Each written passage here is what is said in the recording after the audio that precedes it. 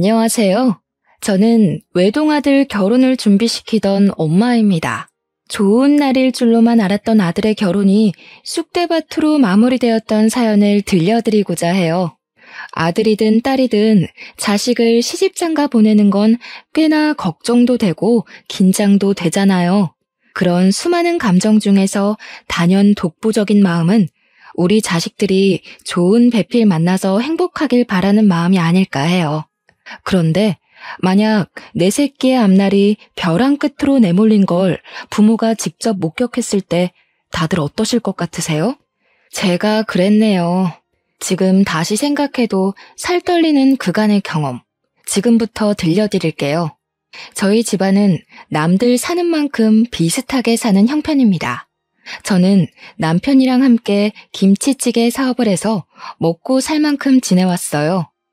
저희 부부 사이에는 자랑스러운 아들도 하나 있었는데 아들은 시키지 않아도 알아서 잘 커서 의사가 되었습니다. 자녀가 결혼 정년기에 접어들면 부모 되는 입장에선 어느 정도 언젠가 내 자식이 배필을 데리고 오겠지 생각하잖아요.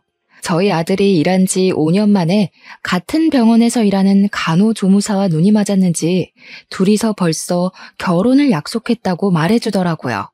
시간이 되면 소개해준다길래 저희는 일부러 하루만 장사를 일찍 마감하고 아들과 예비 며느리를 만났습니다. 아들이 우리한테 예비 며느리를 소개했을 때만 해도 이미 우리 아들이 예비 며느리에게 푹 빠져 있다는 게 느껴졌어요. 아들이 좋아하는 여자가 생겼다고 말한 적은 그때가 처음이라서 남편이랑 제가 신기해하면서도 한편으론 아쉽기도 했습니다.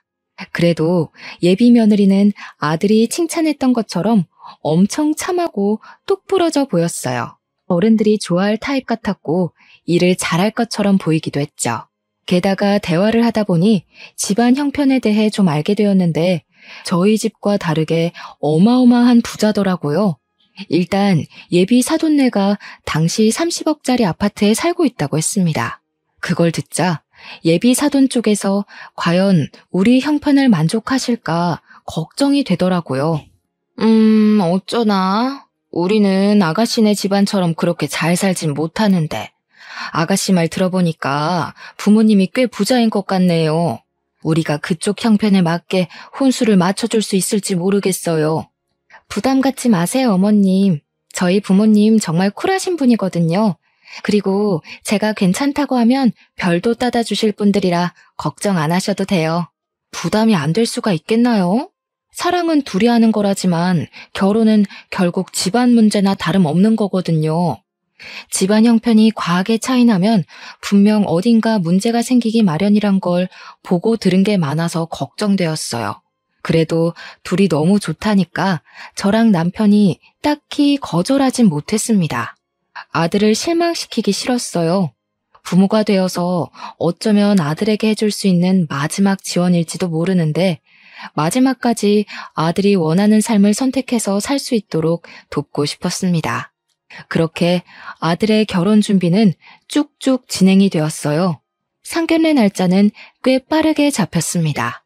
남편이랑 저는 아들이 해준 옷을 입고 최대한 단정한 차림으로 상견례에 참석을 했어요. 상견례 위치는 예비 사돈네가 먼 길을 못 오는 사정이라고 해서 밑지방에 사는 저희가 윗지방으로 올라가는 걸로 합의봤죠. 그렇게 도착한 상견례장에서 저랑 남편은 경악을 금치 못했어요. 장소는 깔끔한 횟집이었는데 예비 사부인 옷차림은 그에 맞지 않는 화려한 차림이더라고요. 상견례에서 정답인 복장은 없다고 하지만 레깅스에 미니스커트에 뾰족 구두는 좀 아니지 않나요? 아무리 그래도 자기 딸인 예비 신부보다 튀는 옷이 말인가요? 바깥사돈은 나름 멀쩡한 차림이었는데 저러고 나온 사부인을 말리지 않은 것 보면 바깥사돈도 생각의 관점이 일반적이진 않은 것 같았습니다. 물론 제가 보수적인 편이라 그렇게 봤을 수도 있겠죠. 남들은 어떻게 생각할지 모르겠지만 일단 제 눈에는 사부인 행색이 너무 이상했어요. 처음부터 좀 많이 놀라서 표정 관리가 잘 안 되었습니다. 남사스러워서 저희 남편도 사부인을 잘 못 쳐다봤어요. 사돈 쪽에서 먼저 인사를 건네길래 저희도 그제야 웃음을 걸치고 악수를 받아주었네요. 그나마 다행이었던 건 두 분 성격이었습니다. 두 분 다 성격이 그리 모난 것 같지 않더라고요. 특히 사부인은 사근사근 잘도 웃었는데요. 친화력도 장난이 아니라서 삭막한 테이블 분위기를 금세 띄워주더라고요. 우리 사위들 총각이 인물이 참 좋더라고요. 누굴 닮았나 했더니 박가사돈이랑 정말 판박이네요. 제가 관상을 좀 잘 봐요. 박가사돈 보니까 젊은 시절에 여자 꽤나 울리셨겠는데요. 정말 사부인 같은 여자 아니면 박가사돈 인물 감당할 여자 없겠어요. 아, 칭찬 감사합니다. 근데 제가 젊을 때는 그리 인물이 좋았던 편이 아니라서 오히려 아내 마음 얻는 게 어려웠었어요. 아내가 정말 인기 많았거든요. 남편은 사부인의 과하면서 가벼운 칭찬에 몸둘 바를 몰라 했습니다.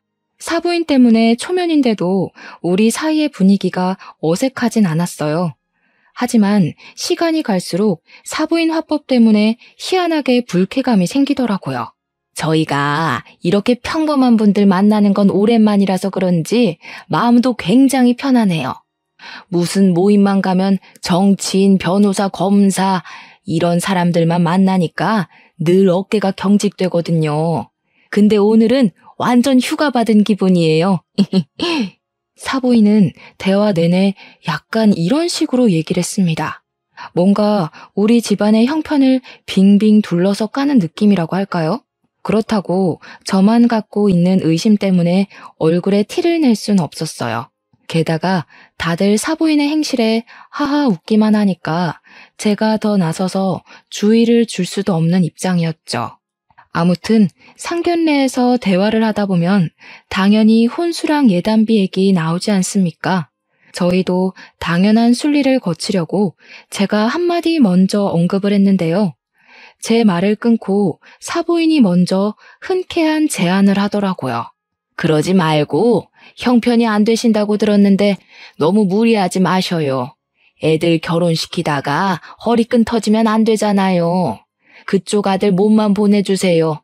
그럼 우리가 집이랑 예단 다 해결할게요. 네? 아니요, 그럴 수가 있나요. 그래도 결혼은 같이 하는 건데 어떻게 사돈 쪽에서만 부담을 하겠습니까? 저희도 아들 혼수해줄 돈은 있어요. 그래요? 이런 부분은 솔직하셔야 되는데 괜히 기죽기 싫어서 나섰다가 생계가 위험해질 수 있다고요. 저희는 사돈 쪽 허리띠 졸라매게 만들고 싶진 않아요. 정말 괜찮으시겠어요? 솔직히 예의를 갖춰도 어쩔 수 없이 기싸움을 하는 자리가 상견례 자리 아닙니까? 그런데 사부인은 기싸움은커녕 대놓고 저희 형편을 무시하는 것 같았어요. 사부인이 저렇게까지 거침없이 발언하는데 감정이 안 상할 리가 없지 않겠어요? 여태까지는 아들 입장 생각해서 최대한 이해하고 넘겼는데 여기서 더 가만히 있으면 만만하게 보일 것 같더라고요. 그래서 제가 한마디 하려고 했더니 남편이 나서서 먼저 입을 열었습니다. 박가사돈이야말로 일 은퇴하셔서 쉬고 있다고 들었는데요. 저희는 허리 꼬부라질 때까지 돈 벌 수 있는데 사돈들은 지금부터라도 아끼셔야 하는 거 아닙니까? 돈 있다고 해서 그거 믿고 아낄 생각 못 하다간 가랑이 찢어질 수도 있을 텐데요. 이때 저 살짝 놀랐습니다. 남편이 누굴 조롱하는 것도 처음 들어봤지만 아무리 우리가 아등바등 돈 벌고 산다고 하더라도 부잣집 사돈에게 못 비빌 형편인데 남편이 당당하게 그런 소리를 해서 당황했어요. 저희 남편이 사태분간 못하고 말을 막 하는 사람은 아니거든요. 아니나 다를까 제 남편 도발에 사부인이 먼저 빵 터지고 바깥 사돈도 웃음을 풋 흘리더라고요. 아, 예. 제가 은퇴하기는 했죠. 걱정해 주셔서 감사하지만 사돈께서 걱정해 주실 정도는 아니네요. 이미 노후가 보장되어 있는지라. 사돈들 재밌으시다. 저희들 꽤나 쿵짝이 잘 맞을 것 같은데. 안 그래요? 저는 사위도 마음에 들고 사돈들도 너무 마음에 들어요. 사돈들께서도 저희 딸애랑 저희 좋아해 주셨으면 좋겠네요. 제 개인적인 생각이지만 상견례 내내 저희는 사돈네 즐거우라고 초청된 광대가 된 기분이었어요. 그렇게 이상한 기싸움만 주고받다가 얼렁뚱땅 상견례가 마무리되어 버렸습니다.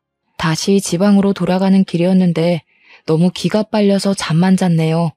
나중에 예비 며느리한테 따로 전화가 왔는데 자기 부모님이 거침없이 말한 걸 대신 사과하더라고요. 죄송해요, 어머님. 아버님도 기분 많이 상하셨죠?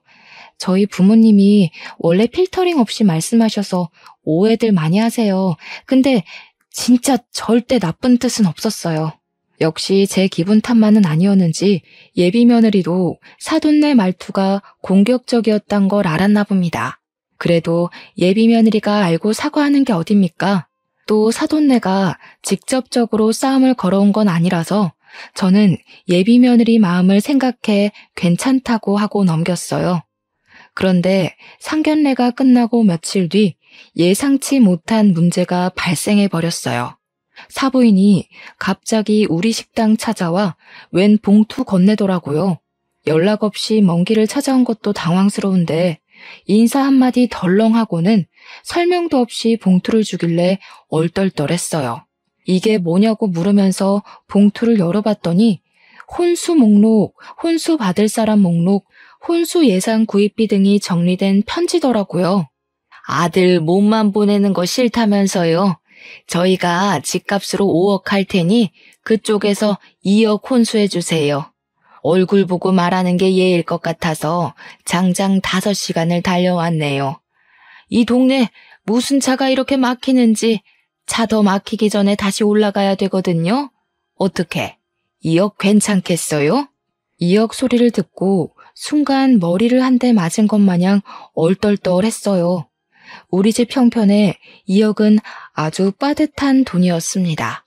당연히 혼수를 준비할 생각이었지만 많아봤자 1억 선을 염두하고 있었어요. 사돈 쪽에서 5억을 낸다는 것도 몰랐는데 사부인이 저한테 제시한 2억은 이미 사돈네가 배려해서 적게 깎아준 액수나 다름없었어요.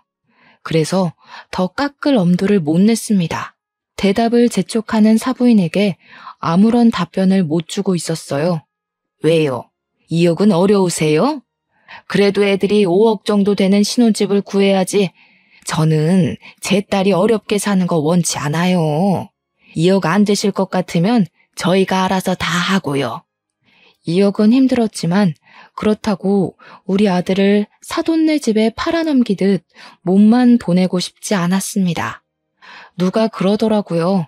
사돈네에서 결혼할 때 돈을 많이 들이면 그만큼 내 자식이 고생하는 거라고 말이죠. 아니요. 5억 해오신다는데 저희가 못해도 2억은 해가야죠. 서로 그게 도리에 맞는 것 같네요. 그래서 저도 모르게 사부인의 은근한 무시에 자존심이 상해서 2억을 하겠다고 말해버렸어요.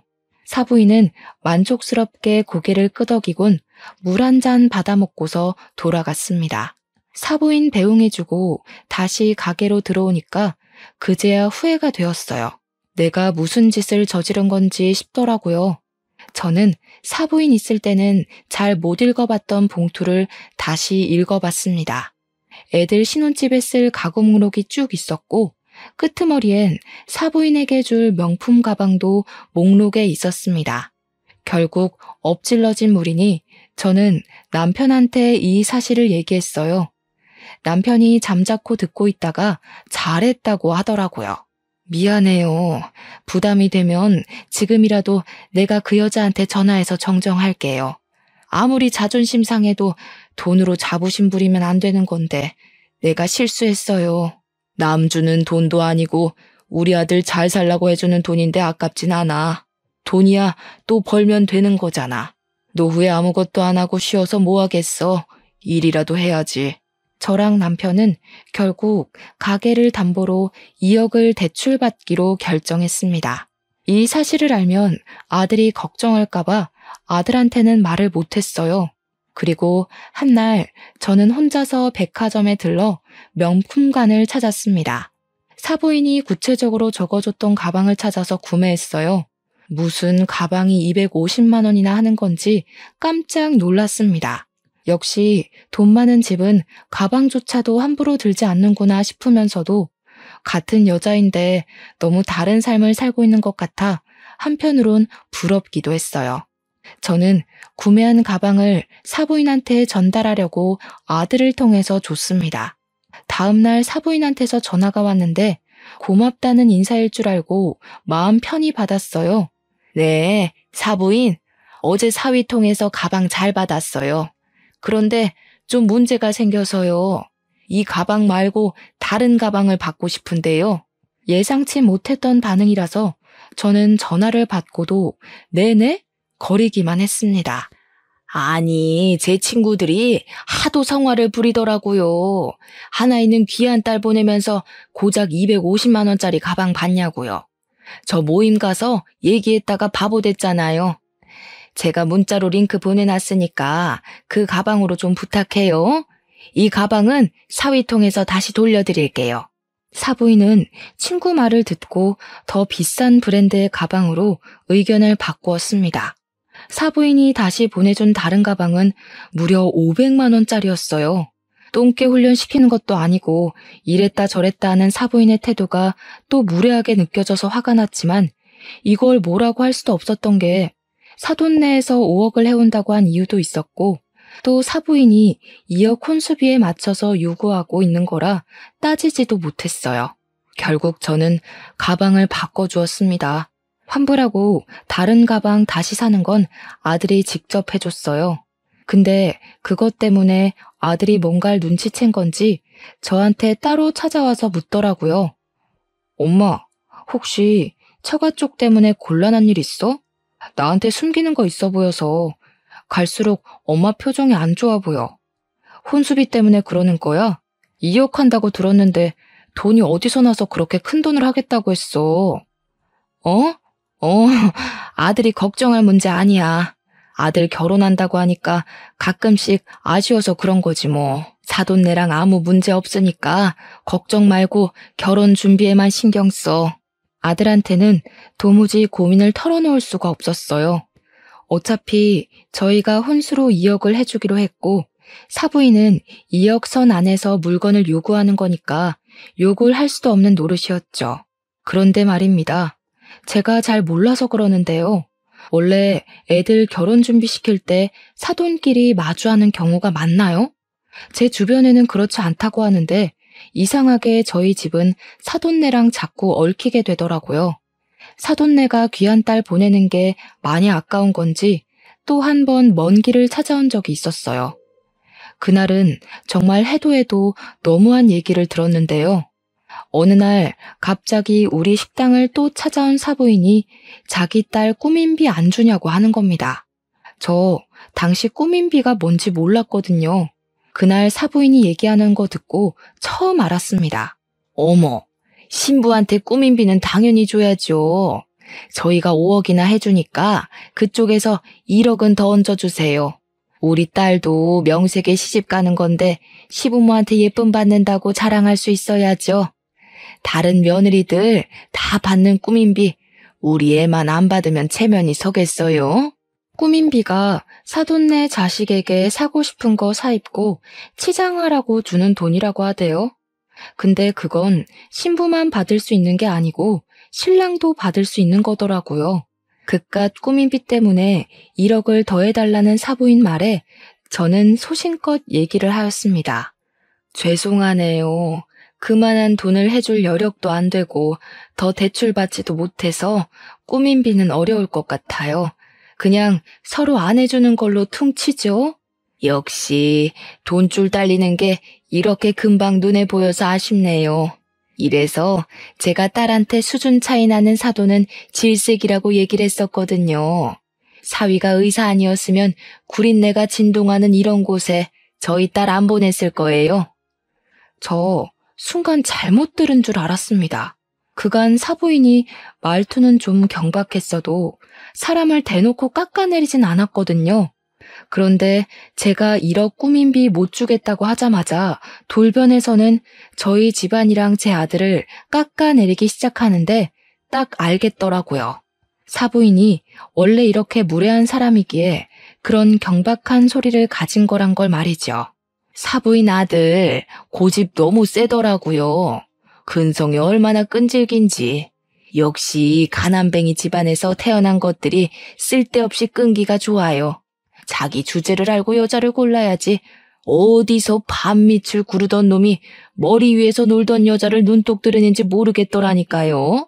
사부인 아들 밖에서 그러고 다니는 거 알고 계셨어요? 뭐라고요? 누가 발밑을 굴러요? 사부인, 지금 도가 지나치신 것 같은데요. 우리가 대단한 집안은 아니지만 그것 때문에 제 아들이 욕먹는 건 납득이 안 되거든요. 당장 사과하시죠. 어머나, 사과는 그쪽에서 하셔야죠. 제가 그쪽 아들 떼어내느라 2년이나 고생했는데 근데 이놈이 어떻게 제 딸을 깨어냈는지 아주 거머리처럼 딱 붙어서는 절대 안 떨어지대요. 대체 아들 교육 어떻게 시킨 거예요? 지 분수 생각 안 하고 좋아하는 여자만 있으면 무조건 들러붙으라고 가르치셨어요? 알고 보니 사부인이 장장 2년간 제 아들을 반대했다는 사실을 알았어요. 사부인은 그간 제 아들에게 문자로 여러 번 예비 며느리를 만나지 말라고 모욕을 준 듯 했습니다. 자기 딸 발목 잡지 마라, 가난뱅이 사위 관심 없다, 우리 딸 집안 보고 만나는 제비새끼랑 다를 게 뭐냐 등등 말이죠. 그걸 굳이 제 앞에서 다시 읊어주는 사부인 덕분에 제 아들이 사부인에게 어떤 취급을 당해왔는지 모조리 알 수 있었습니다. 그럼에도 아들이랑 예비 며느리가 서로 너무 좋아해서 버티고 버텼던 것 같았어요. 게다가 아들은 저랑 남편이 상처받을까봐 일부러 말하지 않은 것 같았고요. 다른 건 다 참겠는데 사부인이 제 아들에게 끔찍한 모욕을 줬다는 사실은 참을 수가 없었습니다. 더 이상 눈에 뵈는 것 없이 화가 났던 저는 손님이 먹다 남긴 김치찌개를 가져와 사부인 머리 위로 부어버렸습니다. 사부인이 비명을 악 지르자 남편이 튀어나왔고 타이밍 좋게 아들이랑 예비 며느리까지 등장했어요. 아들이랑 예비 며느리는 그날 우리 집에서 저녁을 먹기로 했기에 일찍 들린 거였어요. 네 새끼가 그렇게 아까우면 죽을 때까지 끼고 살 것이지. 뭐하러 풀어놨어? 나도 당신 같은 장모한테 내 아들 못 보내. 시궁창도 적당히 시궁창이던가. 어디 술집 여자 같은 년이 감히 내 아들을 흉봐? 뭐? 술집 여자? 이 옆에 내가 돌았나 봐. 지금 이게 얼마짜리 옷인지 알아요? 내가 여기까지 오느라 숍도 둘렀는데 아이씨, 김치구리네 다 배웠잖아. 그래, 말 한번 잘했다. 우리 집에서 구린내가 난다고? 당신이 입 열 때마다 철철 흐르는 촌티보단 음식에서 나는 구린내가 100배 나. 어디 싸구려 주둥이랑 2만 원짜리 김치찌개를 비교해? 다 늙은 사람이 아직도 젊은 줄 알고 그딴 차림으로 다니는 거 진짜 볼썽사납거든? 실제 사부인은 상견례뿐만 아니라 제 앞에 나타날 때마다 미니스커트 차림이었어요. 복장만으로도 그 사람의 인품이 드러날 때가 있는데 여태 제가 봤던 사부인의 모습은 전부 술집 여자 같은 분위기더라고요. 부자든 말든 천박해 보이는 거랑은 다른 문제라 생각했어요. 천박한 년 입에서 내 아들이 나쁘게 언급되는데 부모로서 화 안 나겠습니까? 당장 꺼져. 다시는 내 가게에 발 들이지 마. 네가 수중에 몇 억을 갖고 있든 당신은 이 가게에 들어올 자격 없어. 제가 이성을 잃고 다른 반찬들까지 사부인들한테 던지기 시작하자 남편이랑 아들이 저를 급히 말렸어요. 그리고 예비 며느리가 얼른 자기 엄마를 데리고 밖을 나가버렸습니다. 저는 불이 나게 도망가는 사부인 뒷공무니에 대고 나 이 결혼 절대 허락 못한다고 파혼하자고 고함을 쳤어요. 그렇게 다음 날 예비 며느리가 우리 식당을 다시 찾아왔습니다. 사부인이 꼴보기 싫으니 며느리도 보기가 싫더라고요. 그래서 냉랭하게 대했더니 예비 며느리가 갑자기 제 앞에 무릎을 꿇는 거 아니겠습니까? 저희 엄마가 철이 없어서 그래요. 제발 한 번만 용서해 주세요, 어머님. 제가 다신 저희 엄마 이곳에 못 오게 만들게요. 저 이 결혼 꼭 하고 싶어요. 너네 엄마가 장장 2년 동안 내 아들을 사람 취급도 안 했다면서 내가 정신 나갔다고 그런 집에 내 아들을 사위로 보내겠니? 이렇게 문제가 되기 전에 진작에 네 엄마 말렸어야지. 이미 내 아들한테 상처 다 줘놓고 앞으로는 안 그러겠다고? 그걸 내가 어떻게 믿어? 죄송해요. 정말 한 번만 믿어주세요. 저 오빠랑 결혼 못하면 죽어요. 어머님이 시키는 건 뭐든 다 할게요. 결혼만은 제발 무르지 말아주세요. 저 한 번도 예비 며느리에게 언성을 높인 적이 없는데 그날은 좀 따끔하게 혼을 냈습니다. 예비 며느리는 제 아들을 정말 사랑하고 있다고, 이대로 파혼할 수 없다고 계속 싹싹 빌었어요. 솔직히 사부인이 문제지 며느리는 잘못이 없잖아요. 하루도 아니고 매일 찾아와서 손이 발이 되도록 싹싹 비는 며느리 때문에 마음이 약해진 저는 결국 못 이기고 봐주게 되었어요. 물론 결혼 허락하는 대신 사부인더러 내 앞에 와서 직접 사과하라고 시켰죠. 며느리가 그러겠다고 고개를 연신 끄덕이더군요. 그리고 며칠 뒤 사부인뿐만 아니라 바깥 사돈까지 우리 식당을 찾아왔습니다. 예비 며느리랑 아들까지도 퇴근하고 김치찌개 집으로 모였어요. 저랑 남편은 식당을 일찍 마감하고 다 같이 식사하는 시간을 가졌죠. 가벼운 안부 인사를 나누는데 어째 상견례 때보다 더 어색했습니다. 가족들이 저랑 사부인의 눈치를 많이 봤어요. 그리고 사부인은 우리 가게 들어와서 한 번도 저를 제대로 쳐다본 적이 없죠. 식구들한테 한 소리 듣기라도 했는지 늘 기세등등한 모습도 없었고 복장도 꼴불견 같던 미니스커트가 아닌 얌전한 롱스커트였어요. 이렇게 대면대면 하려고 마련한 자리 아닌 줄 아니까 제가 먼저 사돈네 오는 길 피곤하지 않았냐고 물었습니다. 그 순간을 기점으로 식구들이 한두 마디씩 던졌어요. 주로 애들이 적막한 분위기 풀어주려고 적극적인 태도를 보이곤 했습니다. 그렇게 심심찮은 대화를 나눈 뒤 다들 숟가락을 들었어요. 그런데 식사를 하는 동안 예비 며느리가 사부인에게 사과하라며 손가락으로 은근히 재촉을 하더라고요. 사부인은 꼼짝도 안 하고 있다가 결국 바깥 사돈의 눈초리까지 한번 받고서 사과했습니다. 미안합니다, 사부인. 제가 생각이 짧아서 실언을 했어요. 정말 미안해요. 우리 문제 때문에 애들 앞날을 방해할 순 없잖아요. 그건 같은 부모로서 이해할 거라고 생각해요. 다신 제가 실언하는 일 없을 거예요. 한 번만 너그럽게 봐주세요. 사부인은 식사 자리에서 진심으로 고개를 숙였습니다. 남편은 제가 원하는 대로 하길 바랬고 저는 사부인의 표정까지 꼼꼼히 살핀 후에 그 용서를 받아줬어요. 저도 감정에 앞서서 몹쓸 짓을 해버렸네요. 옷 다 버렸을 텐데 혹시 세탁비 필요하면 드릴게요. 아니에요. 세탁비는 무슨... 제가 기만한 행동을 한 건데요. 집에 가서 곰곰이 생각해보니 사부인께서 당연히 기분 나쁠 만했더라고요. 아무리 그래도 부모 앞에서 자식 흉은 보는 게 아닌데 죄송해요. 다행히 밥을 다 먹을 때쯤엔 저희 식구들 얼굴에 아주 살짝이라도 웃음이 걸릴 수 있었어요. 그리고 사부인은 김치찌개를 다 먹고 정리하는 것까지 손수 도와줬습니다.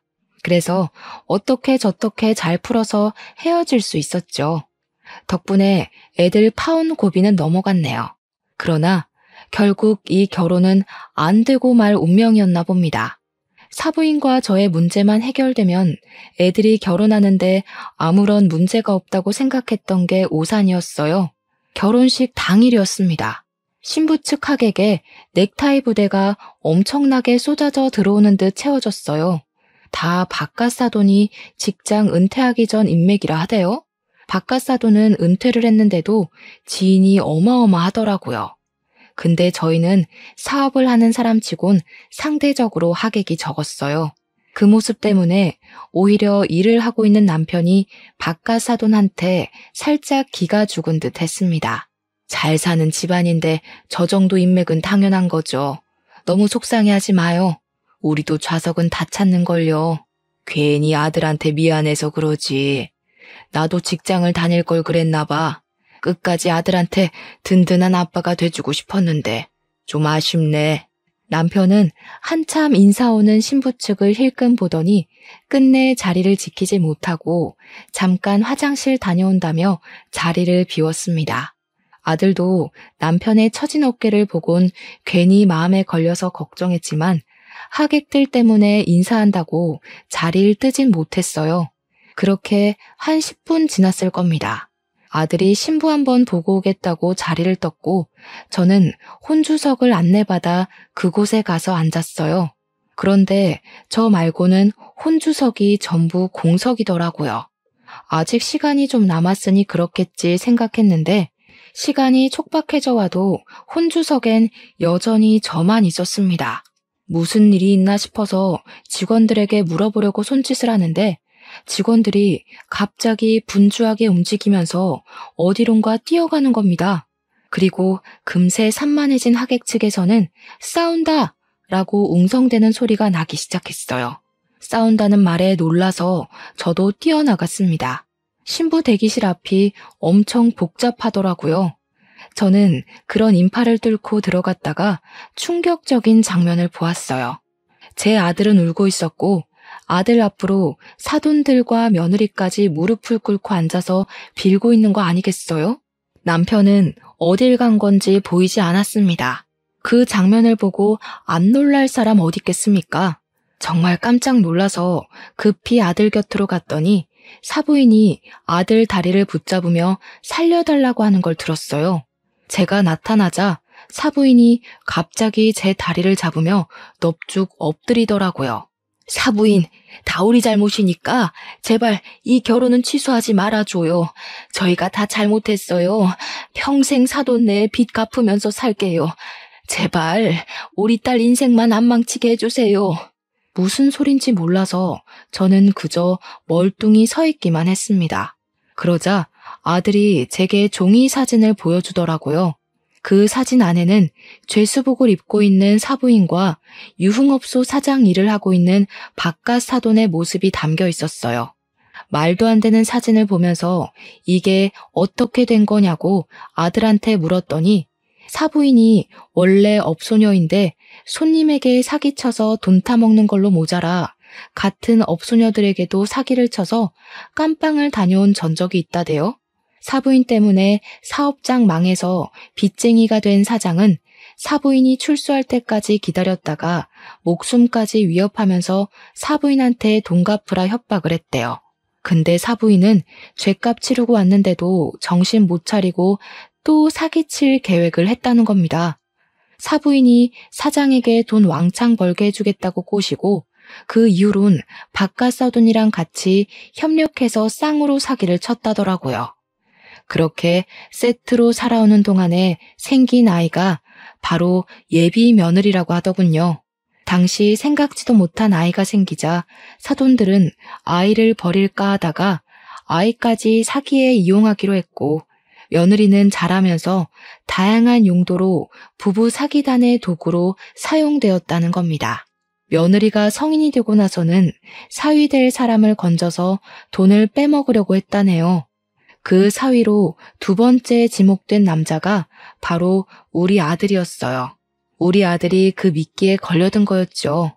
이 사실은 지난 과거, 사부인 때문에 사기당했던 같은 업소녀들이 사부인 잘 먹고 잘 사는 꼴 방해하려고 나타나서 다 밝혔던 거랍니다.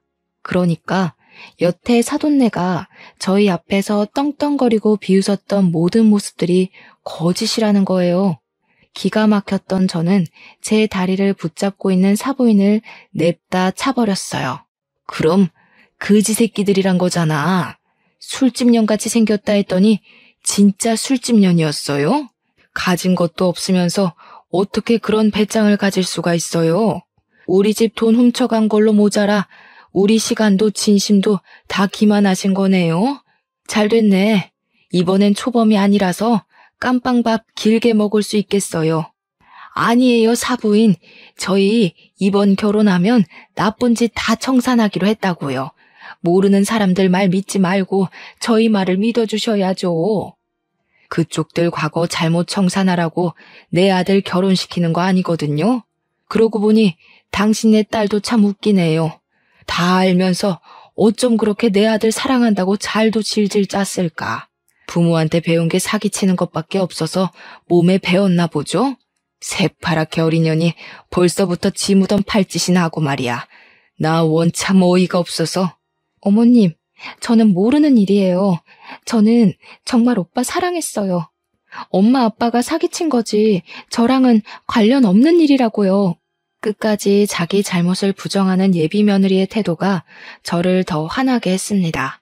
예비 며느리가 어머님 하면서 또 질질 짜길래 저는 사부인 목에 걸려있는 스카프 잡아 빼서 며느리 얼굴에 던져주었어요.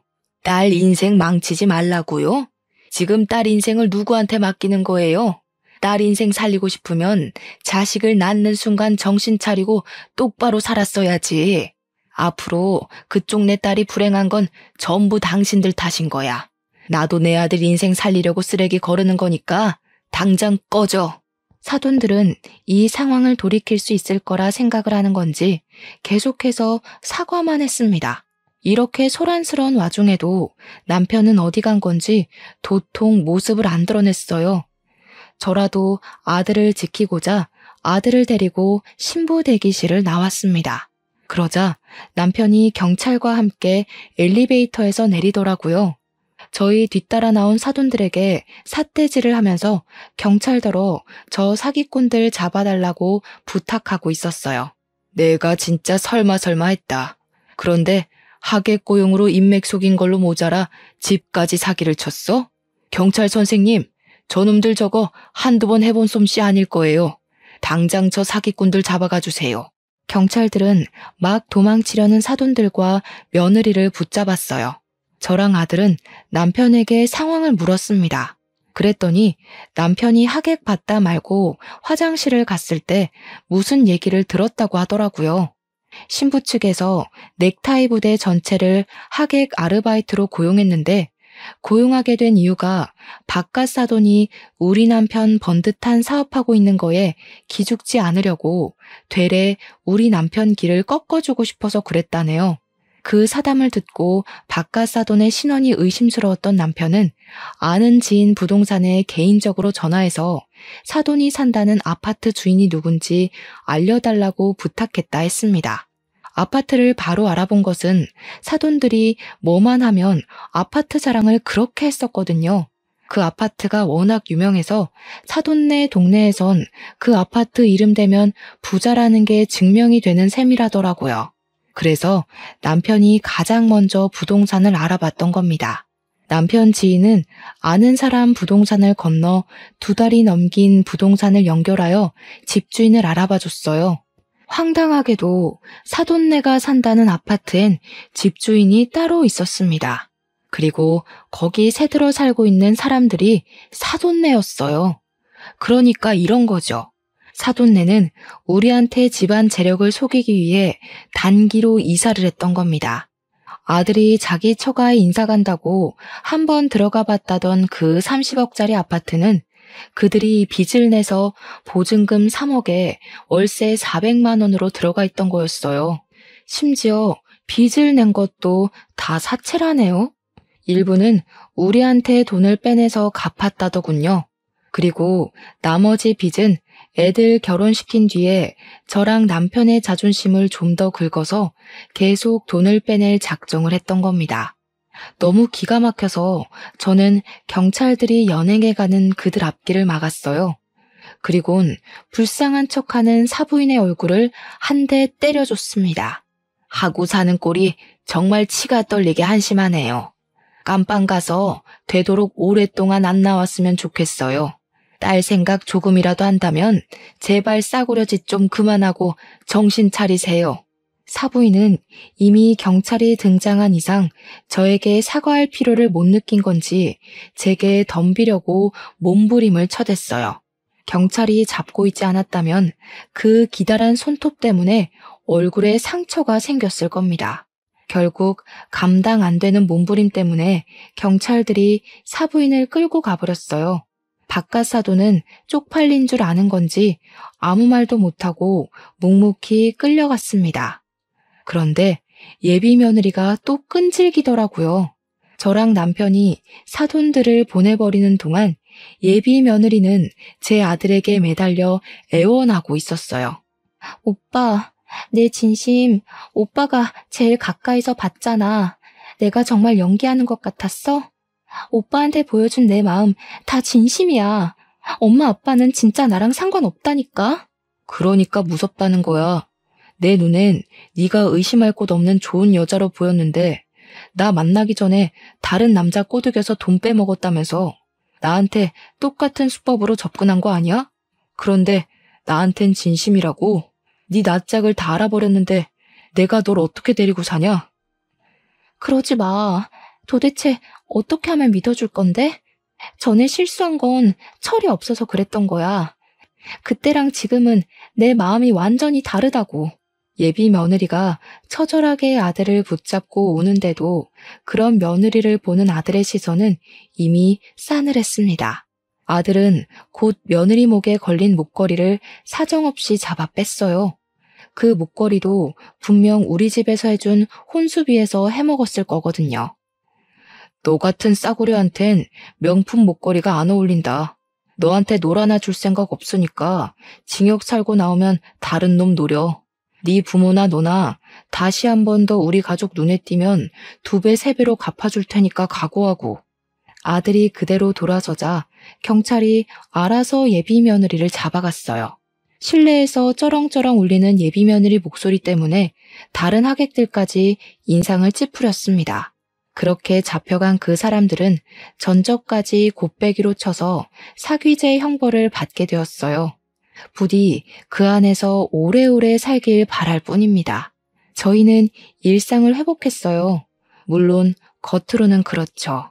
이미 상처받은 마음을 완전히 회복하는 것이 참 어렵더라고요. 특히 우리 아들 속이 말이 아닌 것 같았어요. 아들이 예비 며느리를 처음 소개해 주었을 때 예비 며느리를 보던 아들 눈빛을 아직도 기억하고 있는데요. 그렇게 많이 좋아했던 사람에게 당하는 배신은 잘 잊히지도 않잖아요. 하필 결혼할 만큼 사랑한 사람이 엉망진창이었다는 게 아들에겐 꽤 큰 상처로 남을 것 같습니다. 세상에 좋은 여자도 많은데 왜 하필 그런 여자가 우리 아들 인생에 들어섰는지 모르겠네요. 아들이 부디 그날의 상처를 잘 극복해서 그저 지나가는 일일 뿐이라는 걸 알았으면 좋겠습니다. 여기까진 안 좋은 현실을 말씀드렸지만 저희 집안에 우환만 있었던 건 또 아니에요. 그날 결혼식이 그렇게 엎어졌는데 사람들이 휴대폰으로 다 찍어서 그런가 SNS에 이슈가 되었더라고요. 근데 저희 식당까지 그 이슈를 타서 객지 사람들이 응원차 저희 식당을 방문해주고 있어요. 저랑 남편 김치찌개 사업하면서 이렇게 눈코 뜰 새 없이 바쁘게 장사해본 거 처음입니다. 이미 사기당한 돈은 운 좋게 배상받았는데 이대로만 장사 잘 된다면 사기당했던 돈만큼 한 해 매출을 뽑을 수 있을 것 같기도 해요. 손님들이 왔다 가면 블로그 후기도 올려주시더라고요. 사진 엄청나게 찍어가고요. 인터넷에 우리 가게 검색해서 블로그 슬쩍 보면 댓글에 저희 가게를 아는 체 하면서 안부를 궁금해하는 분들도 종종 계셨어요. 남의 일인데 그렇게까지 마음 써주는 분들이 있어서 또 여러 번 위로를 받네요. 사기당하고 나서 저희 식구끼리 서로 위안하는 것만으론 한계가 있었는데 많은 사람들이 저희 사정을 응원해주니까 그래도 빠르게 마음이 편해지는 것 같더라고요. 언론의 힘이 새삼 대단하다는 걸 요즘 많이 느끼네요. 우리 아들이 혼인신고하기 전에 구덩이에서 빠져나올 수 있어서 얼마나 다행인지 모릅니다. 인생 액땜을 했다고 생각하고 앞으론 더 열심히 신중하게 살아가야겠어요. 다른 사람 조심하셔요. 제 사연 들어주셔서 감사합니다.